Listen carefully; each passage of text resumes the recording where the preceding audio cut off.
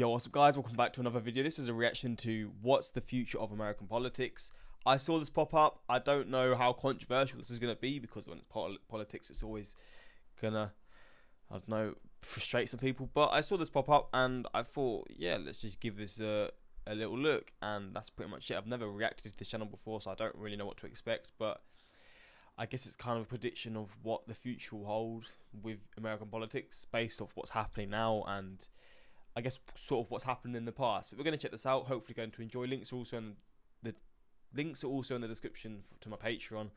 You can find movie reactions, TV series reactions, all that good stuff if you want to find that. But let's check this out and see the future of American politics based off this channel. The United States has undergone 7 great ages. The age of the Federalists, the age of the Jeffersonians or Democratic Republicans, the Democratic age, the Republican age, the Progressive age, the age of the New Deal, and the Neo or New Age.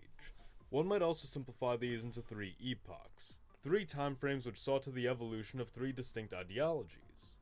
Now America stands at the crossroads of another great change, the beginning of another age, another era which is breaking with the interventionist, neoconservative, neoliberal establishment, but what precisely America is becoming is not entirely clear, but there are several hints.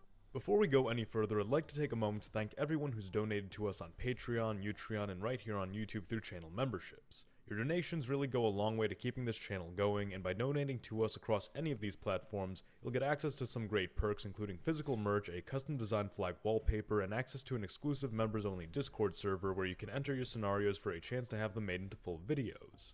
You can follow the pop-up on screen here, go to the comment section or description to visit any of these pages and support our channel, and of course you can do so by clicking the join button right below this video.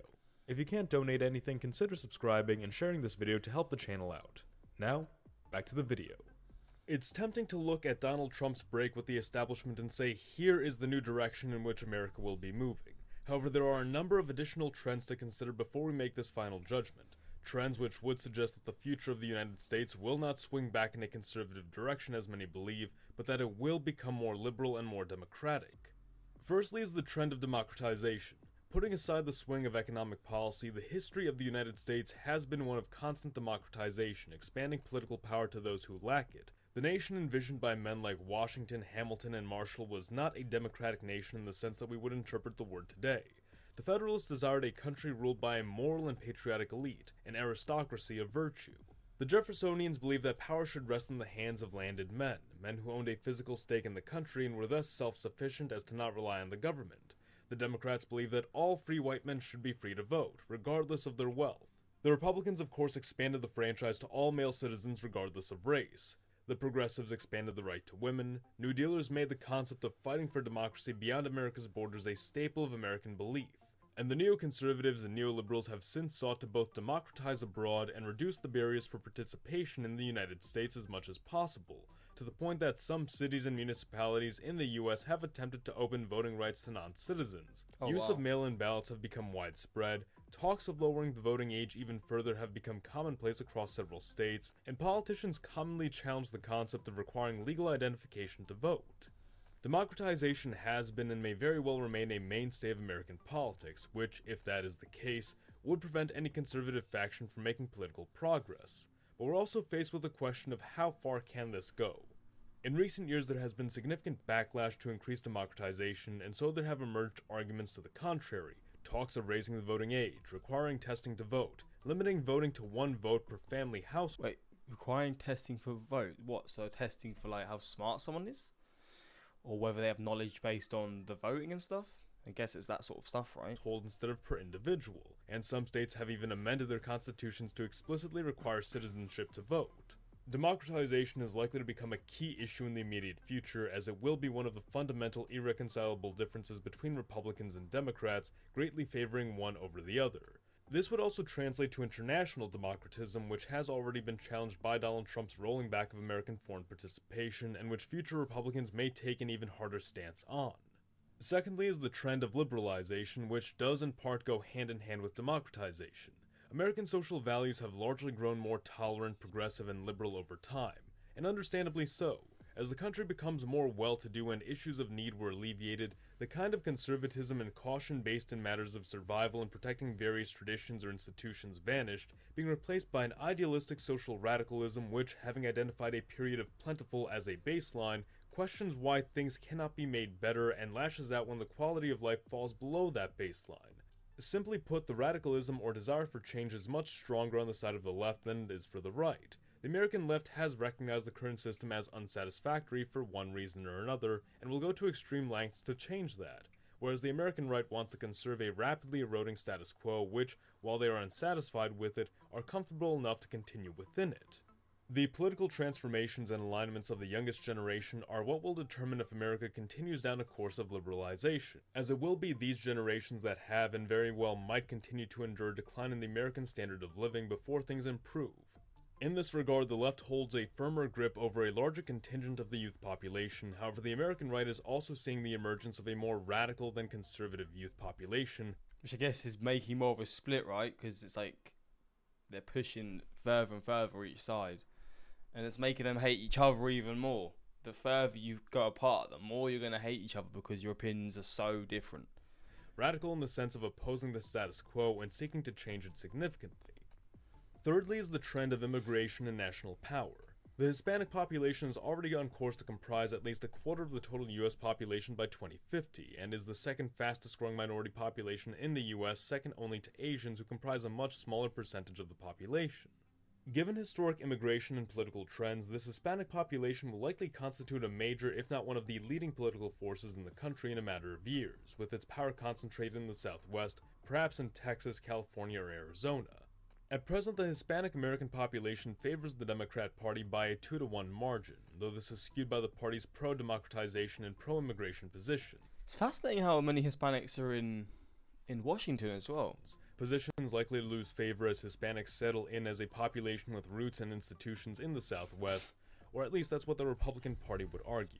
What we are seeing is that much as with the general youth population, many later generational Hispanic Americans are continuing to support left-wing policy, with those who do not falling into two general categories: a population of moderately conservative, assimilated and typically Protestant Hispanics, and a more radical right-wing Catholic faction.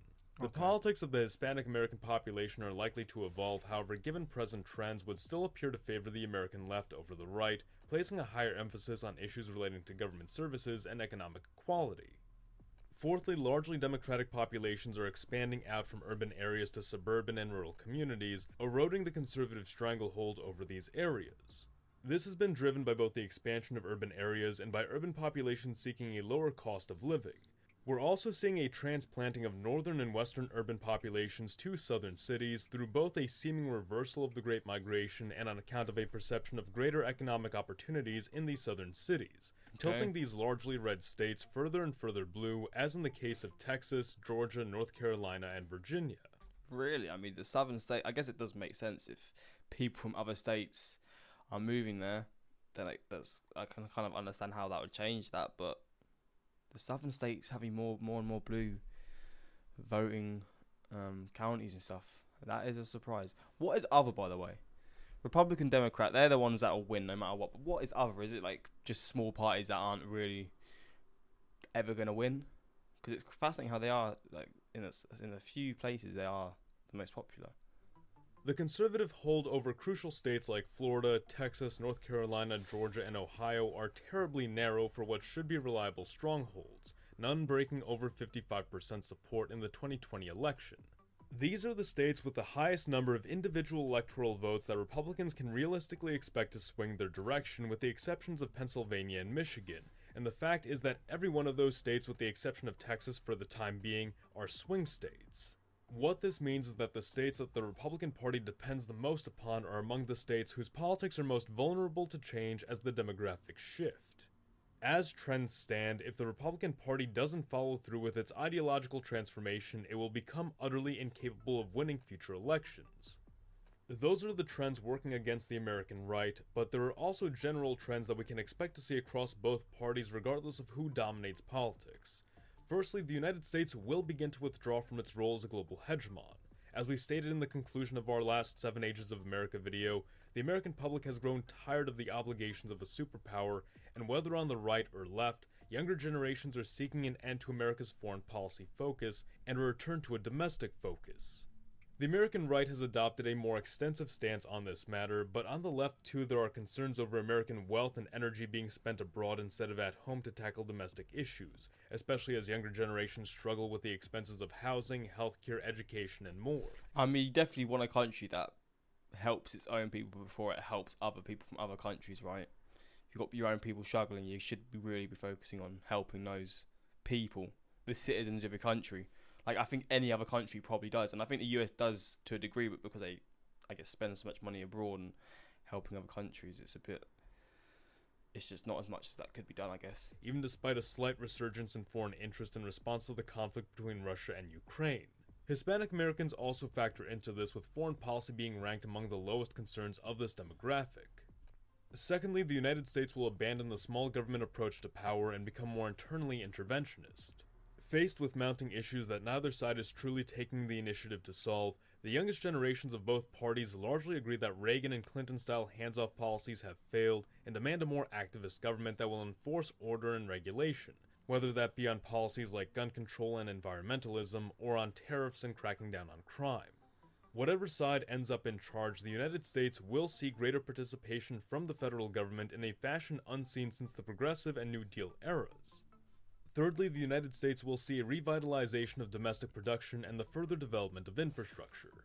Already presidents from both parties have agreed upon the need to bring back American manufacturing from overseas, restore energy independence, and expand national infrastructure systems.